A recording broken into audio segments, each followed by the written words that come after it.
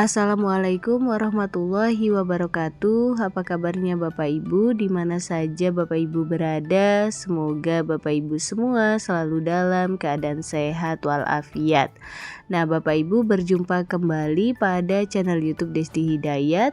Dan di video kali ini untuk informasi yang akan saya sampaikan bersumber dari laman jpnn.com, yaitu tentang banyak honorer TMS seleksi P3K 2024 BKN turun gunung, temuannya di luar dugaan. Nah Bapak Ibu, kira-kira bagaimana informasi lengkapnya? Bapak Ibu dapat menyimak video ini hingga selesai.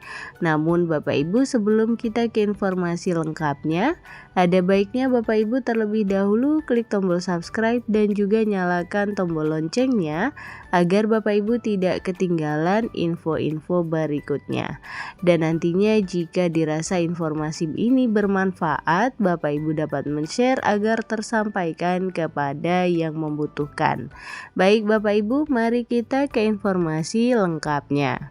Bapak Ibu, untuk diketahui bahwa banyak honorer dinyatakan TMS mengikuti seleksi P3K 2024. Nah, hal tersebut terjadi di Dinas PUPR Provinsi Sumatera Utara, bahkan seluruh honorer K2 dan 90% tenaga non-ASN database BKN dilabeli TMS.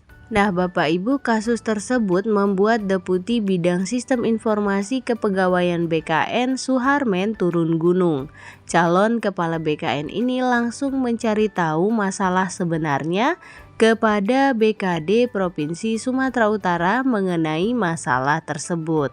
Bapak Ibu, menurut Deputi Suharmen, pada dasarnya honorer bisa mendaftar dalam satu instansi dengan organisasi perangkat daerah berbeda dari tempat mereka honor. Namun Bapak Ibu harus memenuhi persyaratan sebagaimana dijelaskan dalam Peraturan Menpan RB nomor 347 tahun 2024 Diktum ke-7, yaitu memiliki pengalaman kerja sekurang-kurangnya 2 tahun sesuai dengan kompetensi jabatannya. Kalau tidak punya pengalaman kerja ya TMS, kata Deputi Suharmen kepada JPNN pada Senin 4 November. Sebagai contoh, lanjutnya, selama ini menjadi honorer pada jabatan pelaksana administrasi keuangan di OPDA. Namun, di OPDA tidak membuka formasi dan adanya hanya di OPDB di instansi yang sama. Maka yang bersangkutan bisa mendaftar di OPDB dengan syarat memiliki pengalaman kerja sesuai dengan kompetensi tugas jabatan yang dilamar sekurang-kurangnya 2 tahun.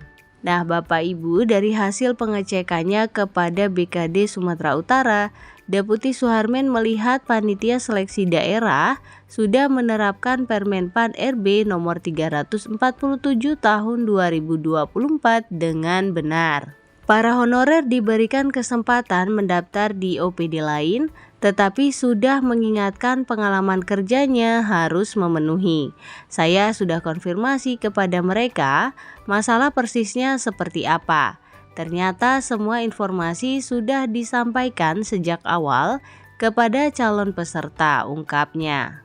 Nah intinya Bapak Ibu, kata Deputi Suharmen, menurut Kepala BKD Sumatera Utara, pengalaman kerja honorer tidak sesuai sehingga banyak yang dilabeli TMS. Deputi Suharmen menceritakan untuk menjawab permasalahan di Sumatera Utara, dia harus konfirmasi dahulu dan mencari fakta-faktanya. Saya juga mengecek datanya dan alasan TMS-nya apa. Saya cek aturannya seperti apa, baru bisa saya jawab, terangnya. Ditanya apakah honorer yang TMS ini bisa diberikan kesempatan lagi, Deputi Suharmen menjawab lugas dan tegas. Kalau TMS ya tidak bisa, masa harus dipaksakan. Kemudian Bapak Ibu, dia menambahkan masalah ratusan honorer K2 dan non-ASN database BKN berstatus TMS bukan karena ijazah, sebab kompetensi jabatannya sesuai dengan kualifikasi pendidikannya. Masalahnya hanya satu, yaitu surat keterangan pengalaman kerja tidak sesuai. Saya selalu sampaikan kepada staf dalam menjawab setiap pertanyaan terkait masalah seleksi CASN. Dasarnya harus regulasi, bukan intuisi. Kelebihan regulasi itu bukan kewenangan BKN, pungkasnya. Sebelumnya, Bapak Ibu, Koordinator Honorer Tenaga Teknis Administrasi Provinsi Sumatera Utara, Arfi, mengungkapkan semua honorer K2 yang mengabdi di Dinas PUPR tidak satupun yang lolos administrasi P3K 2024. Dia bingung mengapa panitia seleksi daerah menjadikan mereka tidak memenuhi syarat atau TMS karena dianggap tidak punya pengalaman kerja sesuai jabatan yang dilamar.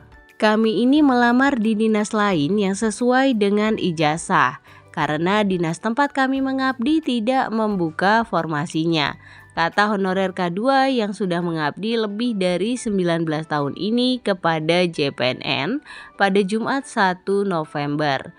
Dia mengungkapkan di Dinas PUPR honorer K2 ada 40 orang. Ironinya Bapak Ibu, satu pun tak ada yang lolos. Mereka bingung mengapa Panselda tidak seirama dengan pusat untuk menuntaskan masalah honorer tahun ini. Yang makin membuat mereka heran, alasan TMS karena 40 honorer K2 Dinas PUPR Provinsi Sumatera Utara pindah dinas. Jadi alasan TMS disebut pengalaman pekerjaan tidak relevan dengan bidang tugas jabatan yang dilamar, ucapnya. Hal tersebut dikarenakan tidak tersedianya formasi jabatan pada OPD PUPR Provinsi Sumatera Utara, sehingga petugas OP yang dimaksud melamar pada lintas OPD.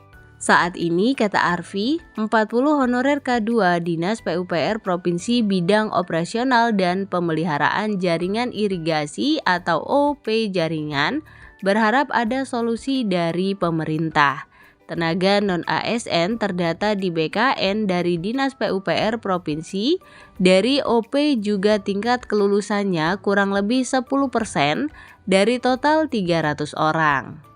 Nah Bapak Ibu, demikian informasi yang dapat saya sampaikan. Semoga informasi ini dapat menjawab salah satu pertanyaan dari Bapak Ibu, mengapa para honorer yang mengikuti seleksi administrasi P3K dinyatakan TMS, yang salah satunya adalah karena ketidaksesuaian pengalaman kerja.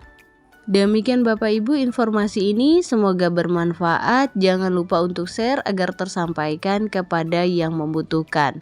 Berikan like pada video ini, klik tombol subscribe dan juga nyalakan tombol loncengnya agar Bapak Ibu tidak ketinggalan info-info berikutnya. Terima kasih atas perhatian Bapak Ibu, salam sukses, salam sehat selalu. Assalamualaikum warahmatullahi wabarakatuh.